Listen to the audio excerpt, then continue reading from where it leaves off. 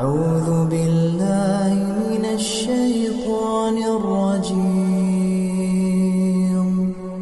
بسم الله الرحمن الرحيم.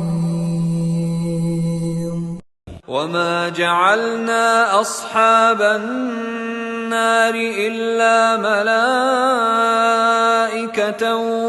وما جعلنا عدتهم إلا فتنة للذين كفروا ليستيقن الذين أوتوا الكتاب ويزداد الذين آمنوا إيمانا ولا يرتاب الذين أوتوا الكتاب